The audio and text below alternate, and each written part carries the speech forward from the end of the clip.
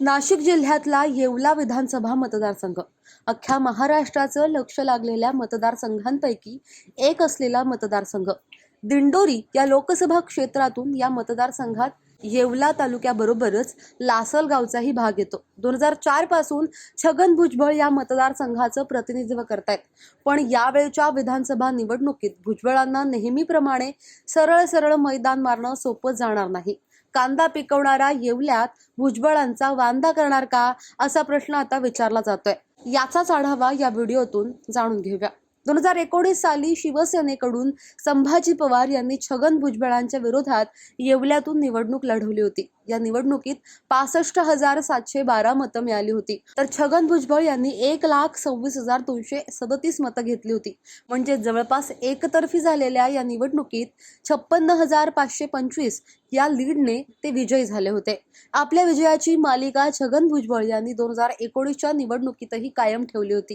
राष्ट्रवादीतल्या फुटीनंतर पहिल्यांदा छगन भुजबळ कुठल्या तरी निवडणुकीला वैयक्तिकरित्या सामोरं जात आहेत। त्यांच्या समोर तगडं आव्हान उभं करण्याच्या हेतूने शरद पवारांनी ज्येष्ठ नेते आणि एकेकाळचे भुजबळांचे सहकारी असलेले माणिकराव शिंदे यांना उमेदवारी दिली आहे। त्यामुळे या मतदारसंघात राष्ट्रवादी विरुद्ध राष्ट्रवादी अशी लढत आपल्याला पाहायला मिळणार आहे। नुकत्याच झालेल्या लोकसभा निवडणुकीत महायुतीच्या उमेदवार डॉक्टर भारती पवार यांचा शरद पवारांच्या राष्ट्रवादीचे भास्कर भगरे यांनी तब्बल 1,12,000 पेक्षा जास्त मतांच्या फरकाने पराभव केला होता। छगन भुजबळ यांचा येवला हा विधानसभा मतदारसंघ याच दिंडोरी लोकसभा क्षेत्रात येतो। लोकसभेतला पराभव यावेळच्या येवल्याच्या निकालावर परिणामकारक होणार असा अंदाज व्यक्त केला जातोय। त्यातच लोकसभा निवडणुकीच्या प्रचारादरम्यान नांदगावचे विद्यमान आमदार सुहास कांदे यांनी छगन भुजबळांचे कार्यकर्ते तुतारीचा प्रचार करत आहेत असा गंभीर आरोप केला होता। त्यातच यंदा भुजबळांचे पुतणे समीर भुजबळ हे नांदगावातून अपक्ष निवडणूक लढवत आहेत। त्यामुळे पुन्हा एकदा भुजबळ कांदे हा वाद उफाळून आलाय। या सगळ्या गोष्टींचा परिणाम नांदगावच्या अगदी शेजारीच असलेल्या येवला या मतदारसंघात होणार अशी शक्यता वर्तवली जाते। जर असं झालं तर भुजबळांसाठी महायुतीतल्या इतर घटक पक्षांना निवडणूक होईपर्यंत सोबत ठेवणं मोठं आव्हान असण्याचं म्हटलं जातंय। राष्ट्रवादीतल्या फुटीनंतर जेव्हा शरद पवार पहिल्यांदा येवल्यात आले तेव्हा शरद पवार म्हणाले होते की माझी चूक झाली, मी चुकीचा माणूस एवढे दिवस तुमच्यावर लादत आलो, मला माफ करा, चूक सुधारण्याची वेळ आता आली आहे असं शरद पवार म्हणालेले। पवारांच्या सभेला येवलेकरांचा प्रचंड असा प्रतिसाद होता। त्यातच राष्ट्रवादीच्या फुटीनंतर अलीकडच्या काळात विशेषतः लोकसभेपासून शरद पवारांबद्दल महाराष्ट्रात सुप्त अशी भावनिक लाट पाहायला मिळाली। ती अजूनही कायम असून तिची तीव्रता वाढलीये हे पवार गटात होत असलेल्या इन्कमिंगवरून आपल्याला लक्षात येत आहे। त्याचाच परिणाम या निवडणुकीत येवल्यात देखील दिसून येण्याची शक्यता नाकारता येत नाही। मोठ्या पवार साहेबांना अर्थातच शरद पवारांना मानणारा दांडगा वर्ग या मतदारसंघात आहे। त्याचाच फायदा माणिकराव शिंदे यांना होऊ शकतो।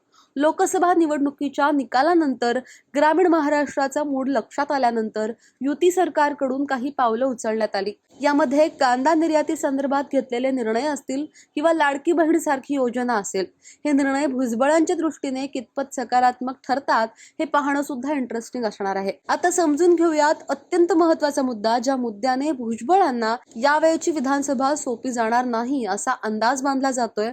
तो मुद्दा म्हणजे मराठा आरक्षणासंदर्भात, म्हणजेच जरांगे फॅक्टर संदर्भातला। मनोज जरांगे पाटलांनी ओबीसीतून मराठा समाजाला आरक्षण मिळावं या मागणीसाठी लाखो आंदोलकांसोबत राजधानी मुंबईच्या दिशेने कूच केली।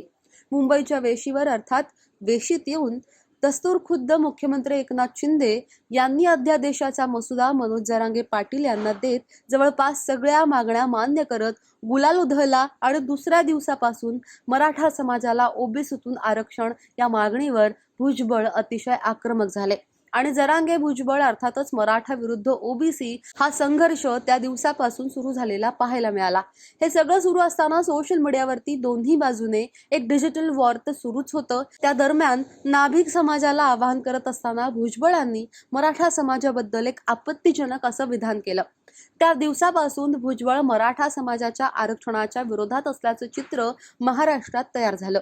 हे सगळं सुरू असताना छगन भुजबळ हे देवेंद्र फडणवीस यांची वाणी बोलतायत असं म्हणून जरांगे पाटील वारंवार प्रसार माध्यमांसमोर त्यांच्यावर टीका करत राहिले। क्रिया प्रतिक्रिया, उत्तर प्रत्युत्तर सुरू असताना आपण राजकारणी आहोत हे भुजबळ कुठेतरी विसरून गेले असंच वाटत होतं। याच दरम्यान भुजबळांना त्यांच्या स्वतःच्या येवला मतदारसंघात देखील बऱ्याचशा विरोधाला सामोरं जावं लागलं होतं। भुजबळांबद्दल मराठा समाजात नाराजी पाहूनच लोकसभा प्रचारादरम्यान भुजबळांसारख्या ज्येष्ठ नेत्याला त्यांच्याकडे भरपूर असा अनुभव असूनही महायुतीने लोकसभेच्या प्रचार यंत्रणेपासून बाजूला ठेवलं होतं। अगदी नाशिक आणि दिंडोरी सोडता भुजबळ लोकसभेच्या प्रचारादरम्यान महाराष्ट्रात कुठेच दिसले नाहीत। लोकसभा निकाल लागला, मराठवाड्यासह मराठवाड्याला लागून असलेल्या नगर, नाशिक, सोलापूर या मतदारसंघात महायुतीला जरांगे फॅक्टरचा मोठा फटका बसल्याचं निकालातून दिसलं। म्हणून जरांगे पाटील वारंवार सांगत होते की भुजबळांची राजकीय कारकीर्द संपणार। अलीकडेच जरांगे पाटलांनी येवल्याचा दौरा केला होता। त्यावेळी देखील आपल्या भाषणादरम्यान ते म्हणाले होते की मराठा आरक्षणाच्या लढ्यात आडवं येणाऱ्या प्रत्येकाची आपण राजकीय कारकीर्द संपवल्याशिवाय स्वस्थ बसणार नाही। आता भुजबळ स्वतः या विधानसभेच्या रिंगणात आहेत। येवला मतदारसंघात सर्वात जास्त मराठा समाज, त्यानंतर खालोखाल अगदी ओबीसी समाज आहे। त्यामुळे मागील सगळ्या गोष्टींचा हिशोब करायला जरांगे पाटील सज्ज झालेत असं म्हणायला हरकत नाही। किंवा ते नेहमी म्हणत असतात टप्प्यात आल्यावर सोडणार नाही, तर छगन भुजबळ निवडणुकीला उभे असल्यामुळे जरांगे पाटलांच्या टप्प्यात आलेत का हे पाहणं महत्त्वाचं असणार आहे। त्यातच शरद पवारांनी छगन भुजबळांविरुद्ध माणिकराव शिंदे म्हणजेच मराठा उमेदवार देऊन एक मास्टर स्ट्रोक खेळल्याचं म्हटलं जात आहे। त्यामुळे येवल्याची निवडणूक पूर्णतः जातीय समीकरणावर अवलंबून असणार असं मनोज जरांगे पाटील सुद्धा येवल्यात येऊन भुजबळांना पाडा असं आवाहन करताना म्हणाले। आपल्या उमेदवारीच्या घोषणेनंतर माणिकराव शिंदे यांनी अगदी लगोलगच मनोज जरांगे पाटील यांची भेट घेतली।